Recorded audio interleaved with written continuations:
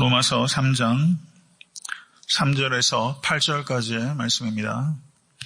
다 같이 합독하도록 하겠습니다.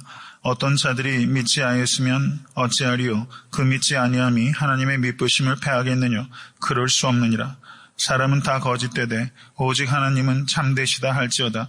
기록된 바 주께서 주의 말씀에 의롭다함을 얻으시고 판단받으실 때에 이기려 하심이라 함과 같으니라. 그러나 우리 불의가 하나님의 의를 드러나게 하면 무슨 말하리요? 내가 사람의 말하는 대로 말하노니 진노를 내리시는 하나님이 불의하시냐? 결코 그렇지 아니하니라. 만일 그러하면 하나님께서 어찌 세상을 심판하시리요? 그러나 나의 거짓말로 하나님의 참되심이 더 풍성하여 그의 영광이 되었으면 어찌 나도 죄인처럼 심판을 받으리요? 또는 그러면 선을 이루기 위하여 악을 행하자 하지 않겠느냐? 어떤 이들이 이렇게 비방하여 우리가 이런 말을 한다고 하니 저희가 정죄받는 것이 옳으니라. 아멘. 신년 전교인 새벽 기도회를 마치고 이제 다시 로마서 강의로 돌아왔습니다.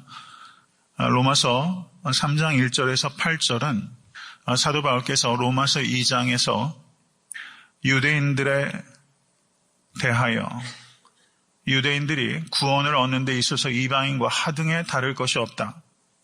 유대인들이 율법을 가지고 있고 할례를 받았다고 해도 그것을 가지고 있고 그리고 할례를 받았다는 사실 자체가 유대인이 구원을 받았다는 것은 결코 의미하는 것이 아니다. 구원에 있어서는 이방인과 유대인이 공이 동등한 조건 아래 있다라고 사도 바울께서 가르치셨습니다. 이것은 굉장한 반발을 초래할 수 있다는 것을 사도 바울께서 충분히 예상하셨고, 그리고 그와 같은 예상되는 반론에 대하여 사도 바울이 지금 반론을 다시 재반론을 하고 있는 것이 로마서 3장 1절에서 8절까지의 말씀이라고 할 수 있습니다. 사도 바울께서 아주 열렬한 그 바리새인이었습니다. 회심하기 이전에 저는 교회를 잔해했던 사람이고, 사도행전 7장에서 스데반이 복음을 증거했을 때 스데반이 복음을 증거한 다음에 유대인에게 잡혀 이 돌에 던져져서 순교할 때 그 당시에 사도 바울이 그 자리에 있었던 사람이에요. 사도 바울 자신이 이 신칭의 복음, 오직 예수 그리스도의 십자가를 믿음으로 말미암아 값없이 구원을 얻는다. 이 도에 있어서는 유대인과 이방인이나 하등의 차이가 없고 오직 믿음으로써 구원을 얻게 된다라는 이 복음을 사도 바울이 극도로 혐오했던 사람이에요. 사도 바울 자신이 그거를 혐오해서 교회를 핍박했던 사람입니다. 그렇기 때문에 오늘 본문에 나오는 이 유대인들의 질문은 사도 바울이 회심하기 이전에 바리새인으로서 던졌던 자기 자신의 질문이기도 했고, 사도 바울이 유대 땅의 회당뿐만 아니라 저가 핍박을 당하여 디아스포라, 세계 각지에 있는 회당을 순회하며 저가 설교할 때 유대인들의 격한 반발에 저와 부딪혔을 때 유대인들이 사도 바울에게 직접 던졌던 질문이기도 합니다.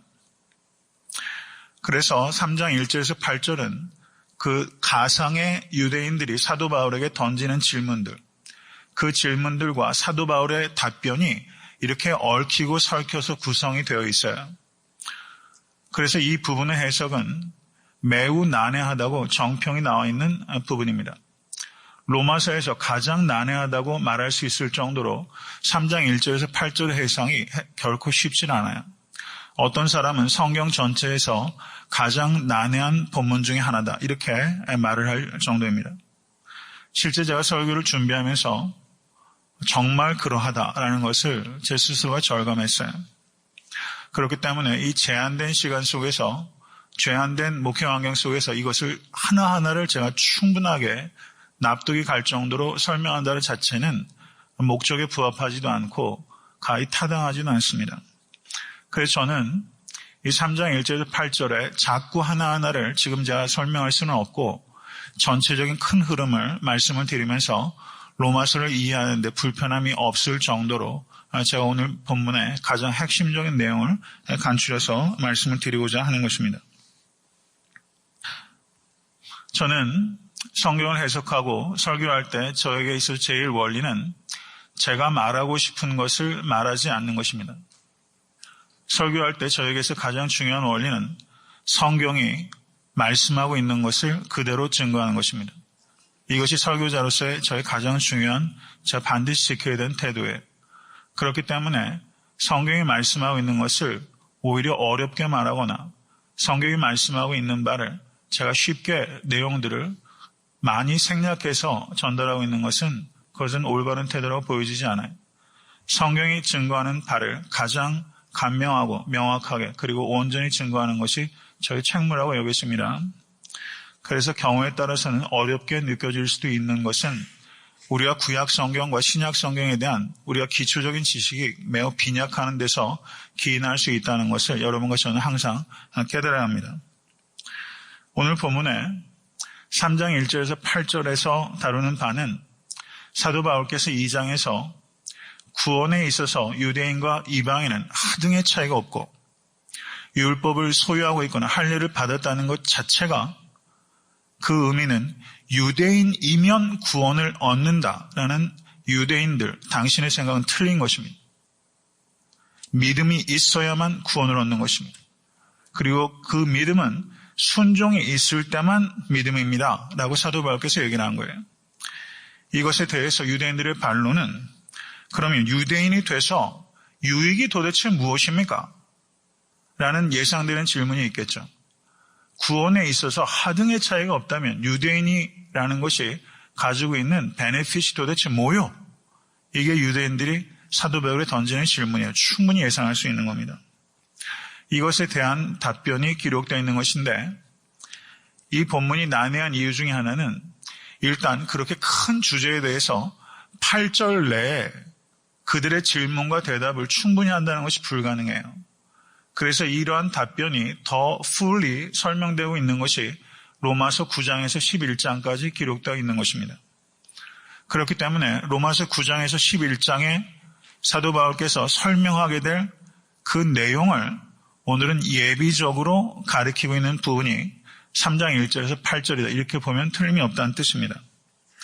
질문들이 속사포처럼 이어지고 있어요. 3장 1절을 한번 보시기 바랍니다. 유대인의 나음이 무엇이며 할례의 유익이 무엇이뇨? 질문이 있었어요. 그 대답이 2절이고 또다시 질문이 있습니다. 어쩐 자들이 믿지 아니하였으면 어찌하리요? 그 믿지 아니함이 하나님의 믿부심을 패하겠느냐? 대적자들의 질문입니다. 이에 대해서 사도 바울이 그럴 수 없느니라 라고 대답하고 있어요. 그러면서 5절에 또 대적자들이 질문합니다. 그러나 우리 불의가 하나님의 의를 드러나게 하면 무슨 말 하리요? 내가 사람의 말하는 대로 말하노니 진로를 내리시는 하나님 불의하시냐? 그에 대해서 사도 바울께서 6절에 결코 그렇지 아니하니라 라고 설명합니다. 그리고 7절에 대적자가 또 사도 바울에게 질문하는 거예요. 나의 거짓말로 하나님의 참되심이 더 풍성하여 그의 영광이 되었으면 어찌 나도 죄인처럼 심판을 받으리요? 또는 그러면 선을 이루기 위하여 악을 행하자 하지 않겠느냐? 이렇게 대적자들이 또 질문할 때 사도 바울께서 저희가 정죄받는 것이 옳으니라 라고 대답하고 있는 부분입니다. 지금 저를 따라오고 계시죠? 사도 바울이 2장에서 설파했던 것에 대해서 예상되는 질문들을 사도 바울이 간략하게 그것에 대해서 답변을 주고 있고 그것에 대한 그 충분한 답변이 9장에서부터 11장까지 기록되어 있는 거예요. 그래서 저는 오늘 그 내용에 대해서 간략하게 말씀을 드리겠습니다. 여기서 대적자의 질문은 지난번 로마서 3장 1절에서 2절을 강의할 때 말씀을 드렸던 대로 유대인의 나음이 무엇이냐, 할례의 유익이 무엇이냐, 이렇게 유대인이 화가 잔뜩 나서 사도 바울에게 물은 거예요. 그랬더니 사도 바울께서 이렇게 대답합니다. 범사에 많으니 첫째는 저희가 하나님의 말씀을 맡았음이니라. 그리고 첫째는 이라고 말하는 것은 유대인이 된 유익이 한 가지만 있는 게 아니라 여러 개가 있다는 것을 암시하는 것이죠. 유대인의 유익이 기록되어 있는 부분이 로마서 9장 4절에서 5절에 기록되어 있습니다. 저희는 이스라엘 사람이라 저희에게는 양자됨과 영광과 언약들과 율법을 세우신 것과 예배와 약속들이 있고 조상들도 저희 것이요 육신으로 하면 그리스도가 저희에게서 나셨으니 유대인의 특권을 첫째는 하나님의 말씀을 맡았습니다 라고 한 가지를 얘기했는데 로마서 9장에서는 유대인의 특권을 8가지로 사도 바울이 설명하고 있다는 뜻입니다. 그 내용에 대해서는 제가 9장을 강의할 때 상세히 말씀을 드리겠습니다. 신약 성경학자 중에서 전 세계적으로 아주 명망 있는 그 학자가 토마스 라이트라는 학자예요. 제가 공부하고 있던 학교에도 와서 강연을 했었고, 이 사람 복음주의 신학자인데도 그 하버드 대학교 같이 그 리버럴한 학교에서도 불러서 강연을 할 만큼 이 사람은 복음주의 진영과 자유주의 진영에서 공의 학문성을 높이 인정받는 학자입니다. 한국에 이 사람의 책이 굉장히 많이 번역되고 있어요. 좋은 일이라고 생각됩니다. 근데 이분의 책에서 이런 이야기를 해요. 제가 간략하게 요약을 해서 말씀을 드리면, 이 토마스 라이트이 뉴질랜드로 여행을 가는데, 이 사람이 영국 사람이에요. 자기 친구가 뉴질랜드에 있는 가족에게 귀중한 선물, 아마도 목걸이인 것 같다라고 책에 써 있어요. 귀중한 선물을 뉴질랜드에 있는 자기 가족에게 전달해 달라고 토마스 라이트에게 부탁을 한 거예요. 근데 값비싼 보석이기 때문에 이 톰 라이트이 썩 내키지 않았지만, 왜냐하면 분실할 수도 있고 손상될 수도 있기 때문에, 그런데 가까운 지인이 요청한 거기 때문에 토마스 라이트이 그것을 수락하고 그 목걸이로 짐작되는 선물을 뉴질랜드 여행 가는 길에 자기가 챙겨서 갔고, 그리고 그것을 무사하게 전달해 주었어요. 이것에 대해서 이야기를 하면서 유대인들이 하나님의 말씀을 맡은 것은 마치 자신이 그 보석을 전달하는 역할을 한 것과 같은 것이다. 그 보석은 내 것이 아니라 나는 배달하는 역할이 주어진 것이다. 그렇기 때문에 이스라엘이 하나님의 말씀을 맡은 것은 내가 그것을 나의 것만으로 생각해서 내게 소유하라고 하나님께 주신 것이 아니라 그것을 전달하라고 나에게 주신 것입니다. 그래서 세계 선교를 위하여 하나님께서 이스라엘에게 축복의 통로로 이스라엘에게 말씀을 주신 것이지, 그 말씀을 이스라엘이 갖는 것은 마치 우편 배달부가 우편물을 내 것이라고 고집하는 것과 같은 것이다. 그래서 이스라엘에게 특권이 있습니다. 사도 바울은 그렇게 말한 거예요. 구원을 받는 데 있어서 이방인과 유대인이 하등의 차이가 없다라는 말은, 성도님께서 유대인이라고 한번 생각해 보세요. 이건 막 화가 너무 나는 일이잖아요. 그러면 유대인 된 게 도대체 무슨 유익이냐? 그랬더니 사도 바울이 대답하는 거예요. 특권이 있습니다. 그것은 구원에 있어서 특권을 얘기하는 것이 아니라 특별한 책임이 우리에게 주어진 것입니다. 특별한 권리가 있는 것이 아니라 특별한 책임이 우리에게 유대인에게 주어진 것입니다. 이렇게 사도 바울께서 분명하게 얘기한 거예요. 유대인이 선민이라는 것은, 선택받았다는 것은 특별한 권리가 아니라 특별한 책임이 있다는 것을 의미하는 거예요. 이것을 우리에게 적용한다면 교회의 목회자나 교회에 안수를 받은 직분자들이나 교회 영적 리더들은 특별한 권리를 가지고 있다고 여겨서는 안 되고 특별한 책임을 가지고 있다고 여겨야 돼요. 그래서 나에게 주어진 직분에 대하여 우리는 결코 자랑할 수 없고, 그것 때문에 교만해질 수 없고, 나를 사용해 주시는 것에 대해서 감사하고, 그리고 오직 하나님만을 높여드리는 거예요. 이게 이스라엘이 범한 오류예요. 특별한 책임을 특별한 권리로 착각했어요. 이제 그 유대인들이 두 번째 질문으로 넘어갑니다. 어떤 사람들이 믿지 아니하면 어찌하리요? 그 믿지 아니함이 하나님의 미쁘심을 패하겠느냐? 어렵죠. 이 질문이 이런 뜻이라고 볼 수 있습니다. 구약은 오실 예수님에 대한 예언입니다. 믿으십니까? 구약을 바르게 이해하려면 예수 그리스도라는 렌즈를 통해서 읽어야 돼요. 그리고 신약은 오신 예수님에 대한 증거이며 다시 오실 예수님에 대한 약속입니다. 믿으세요? 그래서 옛 약속이고 새 약속, Old Covenant, New Covenant라고 말할 수 있는 거예요. 그런데 구약 성경을 가지고 있는 유대인들이 구약 성경에 예언하고 있는 예수께서 메시아로 이 땅에 오셨는데 그 예수님을 받아들입니까? 받아들이지 않습니까? 받아들이지 않았어요. 어떤 사람들이 믿지 아니하면 어떤 사람들은 예수를 배척한 유대인들을 다 가리키는 거예요. 대다수의 유대인들이 예수를 거절했어요. 맞지요? 지금도 저도 공부할 때 주일시들하고 같이 공부를 했었어요. 유대인들이 제가 들어가는 수업에 실제 랍비들도 들어와서 같이 공부하고 그랬었어요. 근데 유대인들 중에서도 메시아닉 주라고 메시아를 믿는 유대인들을 메시아닉 주라고 합니다. 메시아닉 주들이 있어요. 그런 신학자들도 있어요. 근데 대다수의 사람이 예수를 믿지 않아요. 구약 성경을 가지고 있음에도 불구하고 구약 성경이 예언하고 있는 예수를 믿지 않아요. 동방 박사가 예루살렘에 도착해서 유대인의 왕이 어디서 날 것이냐 물었을 때 그 헤롯 대왕이 대제사장들과 서기관들을 불러서 그 미가서의 말씀을 가지고 베들레헴에 나실 것이라는 것을 알았지만 그들이 베들레헴에 가서 예수님을 영접합니까? 안 합니까? 안 하잖아요. 구약 성경을 가지고 있는데도 불구하고 예수를 배척해요. 그러면 이 유대인의 질문이 그렇게 되는 거예요.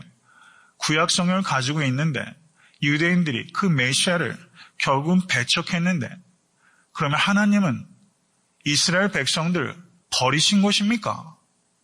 하나님의 신실하심은 어떻게 되는 것입니까? 이런 질문이 나올 수 있잖아요. 이것에 대해서 사도 바울께서 그럴 수 없느니라. 그럴 수 없느니라. 그러면서 대답하기를 그럴 수 없느니라. 사람은 다 거짓되되 오직 하나님은 참되시다 할지어다.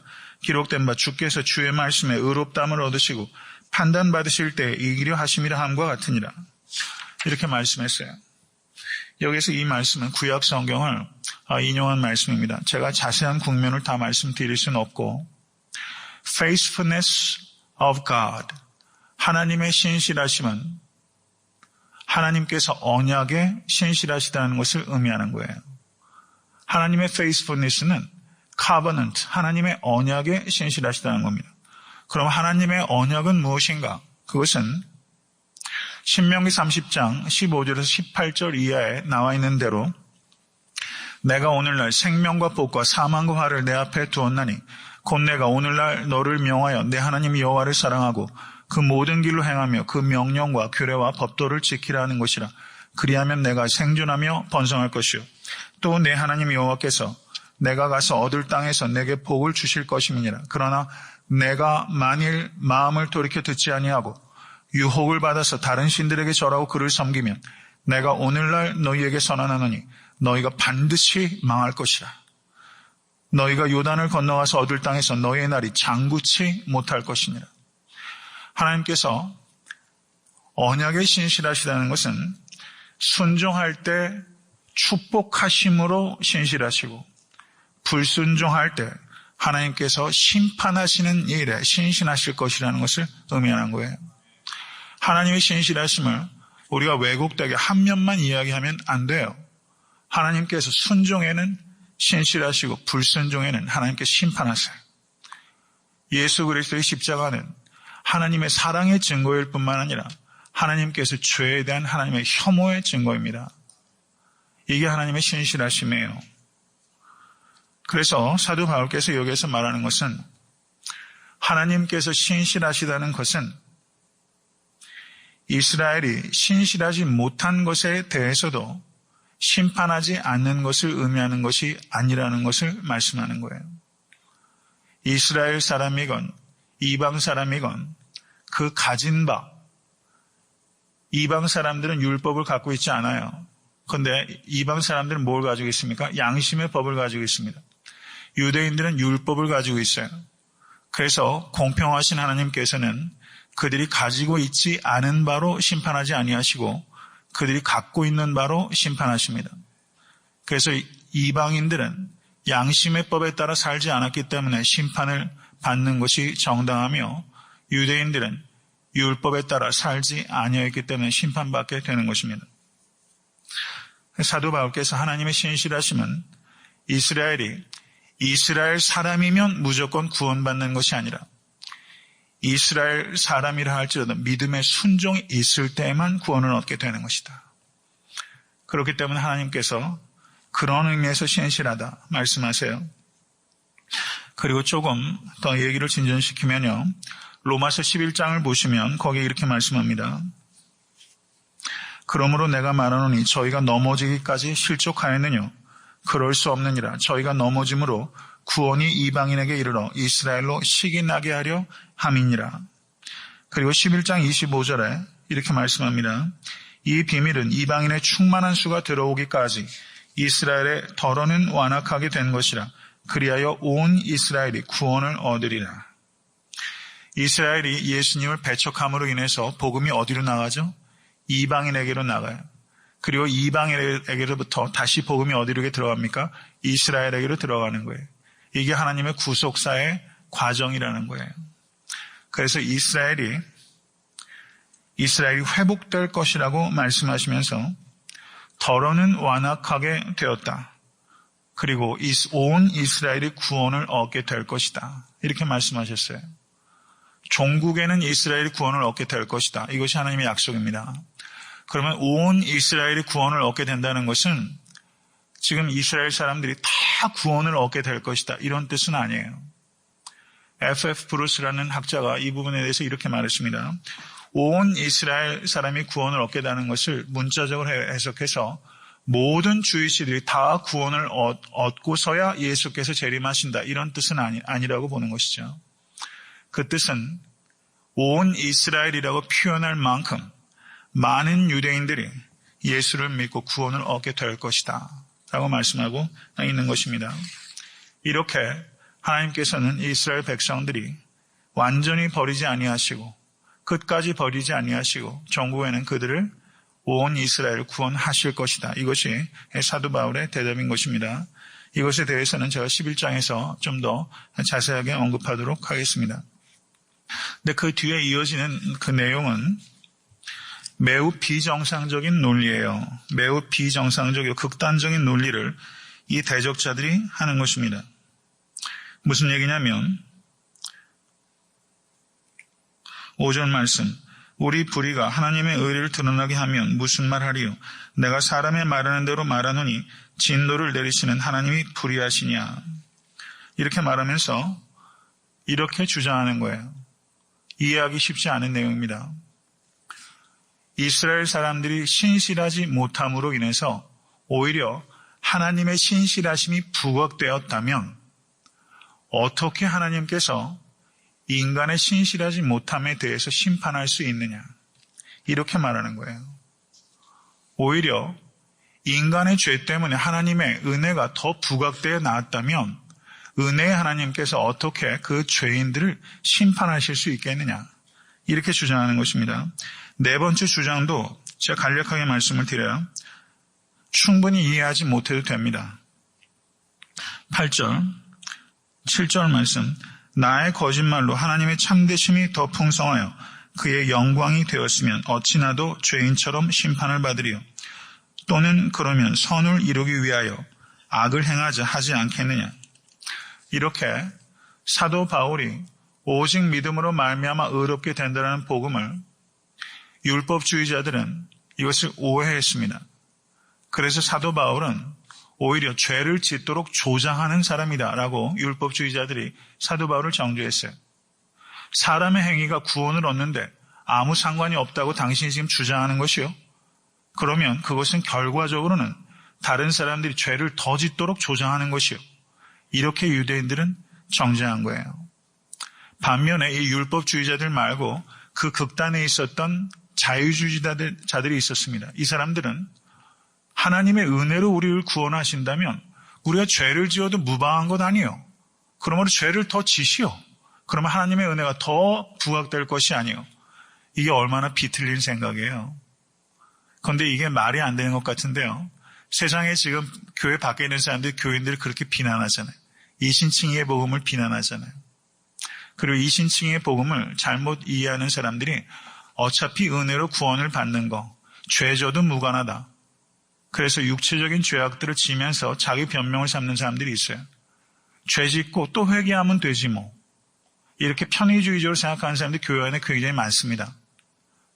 죄 짓고 또 회개하고, 죄 짓고 또 회개하고, 죄 짓고 회개하고, 어차피 회개하면 다 용서해 주실 거. 그러면서 죄에 계속적으로 거하는 자기 합리화로 이신칭의 복음을 악용하는 사람들이 있었던 거예요. 여기에서 그런 문제가 있는 것입니다. 나의 거짓말로 하나님의 참되심이 더 풍성하여 그의 영광이 되었으면 어찌나도 죄인처럼 심판을 받으려. 이러한 것에 대해서 사도 바울께서 8절의 말씀, 저희가 정죄받는 것이 옳으니라. 사도 바울이 길게 얘기하지 않아요. 저희가 정죄받는 것이 옳으니라. 말씀을 맺습니다. 오늘 3장 1절에서 8절은 사실은 충분하게 성도님들께서 납득이 되시려면요, 제가 4, 5일 정도 계속 강의를 해야 될 내용일 거예요. 근데 앞으로 있는 본문들도 만만치 않습니다. 그래서 어떤 본문들을 이렇게 대할 때 하나하나의 너무 세부적인 국면들을 다 이해하려고 하는 것은 욕심일 수 있고요. 큰 대지가, 큰 뜻이 어떤 흐름으로 가는지를 이해하면 전 충분하다 이렇게 봅니다. 오늘 본문의 말씀을 맺습니다. 복음을 증거할 때 사도 바울이 8절의 말씀을 보세요. 어떤 이들이 이렇게 비방하여 우리가 이런 말을 한다고 하니, 사도 바울이 설교한 것에 대해서 사람들이 그것을 비방했어요. 오해했어요. 예수님께서 가리키실 때 가이사에게 세를 내는 것이 가하니까 불가하니까, 예수께서 가리키실 때도 예수님도 굉장히 난해한 질문들에 직면했습니다. 그 부활에 대해서도 사두개인들이 예수님을 공경에 빠뜨릴 때 한 부부가 있었는데 남편이 죽어서 둘째 아들 둘째에게 주고 또 죽고 셋째에게 주고 또 죽고 넷째에게 죽고 또 죽고 해서 주면 나중에 천국에 가면 누구의 아내가 될 것이냐. 이게 난해한 질문들이잖아요. 이런 질문들을 예수님께서도 받으셨고 사도 바울도 받으셨어요.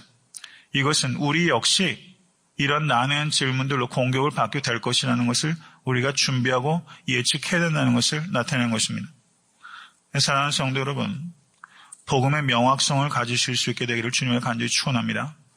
그리고 여러분과 저의 삶이 입술로는 복음을 증거해야 되고 우리의 삶은 복음을 보여줘야 되는 것입니다. 우리는 은혜로 구원을 얻습니다. 맞습니까? 은혜로 구원을 얻었다는 것을 진심으로 믿는 성도는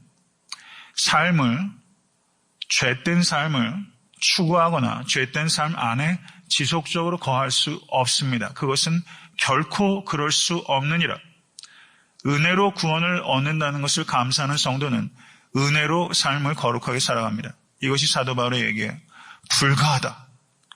우리는 은혜로 구원을 얻습니다. 율법의 행위로 구원을 얻을 사람은 한 사람도 없습니다. 그렇지만 은혜로 구원을 얻었다는 것을 진심으로 감사하는 성도는 은혜로 삶을 거룩하게 살아갈 수밖에 없습니다.